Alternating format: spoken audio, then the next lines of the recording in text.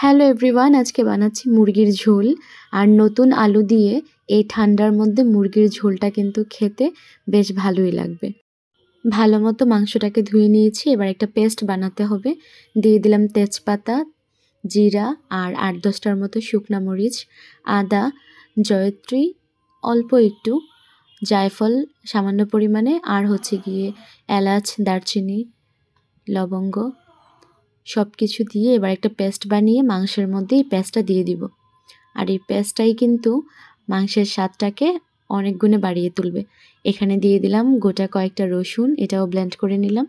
রসুনের পেস্টও দিয়ে দিব। আমি আজকে হাতে মেখে রান্নাটা করছি, এইভাবে বানিয়ে দেখবেন, আশা করছি আপনাদেরও ভালো লাগবে।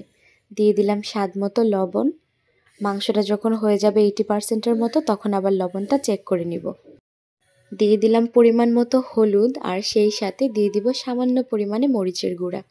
সামান্য পরিমাণে দেওয়ার কারণ, আমি পেস্ট করার সময় তখন শুকনা মরিচ দিয়েছিলাম 8-10টার মতো, সেই সাথে গোলমরিচ দিয়েছিলাম প্রায় 20-25টার মতো। সেক্ষেত্রে ঝালটা কিন্তু অনেকটাই তীব্র হবে, সেজন্য মরিচটা আমি একটু কমই দিলাম। আর এই রেসিপির সিক্রেট যে জিনিসটা, সেটা হচ্ছে গিয়ে সরিষার তেল।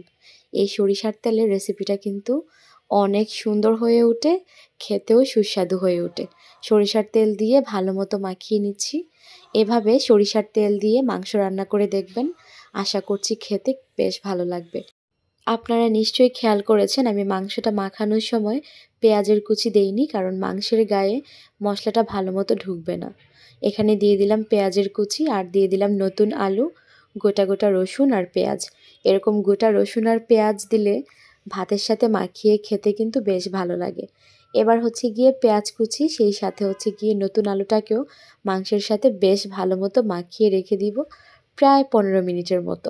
এটুকু সময় রাখলেই হয়ে যাবে। 15 মিনিট পরে এখানে চলে আসলাম সরাসরি রান্নাতে। আর এই ঠান্ডার মধ্যে গরম গরম কষা মাংস, সেই সাথে যদি সাদা ভাত হয়, তাহলে আর কি লাগে। এই যে দেখতেই পাচ্ছেন, বাইরে কিন্তু প্রচুর পরিমাণে কুয়াশা পড়ছে, আর এই কুয়াশার সাথে মাংসের কম্বিনেশনটা কিন্তু বেশ জমে যায়।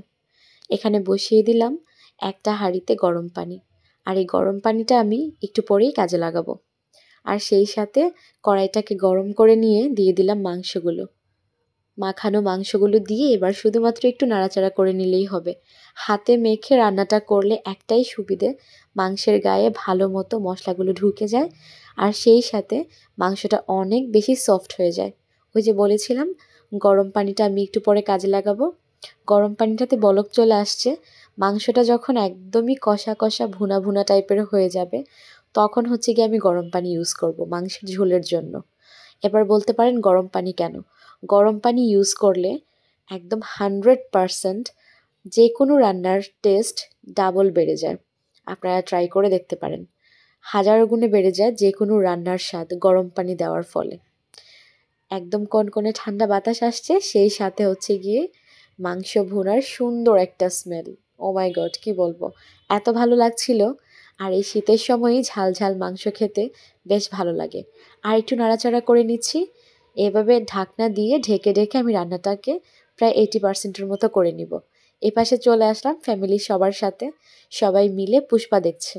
আর পুষ্পা মুভিটা, পুষ্পা 2 আমারও দেখা হয়নি, আমি একটু রান্নাও করছি, সেই সাথে মুভিটাও দেখে নিচ্ছি।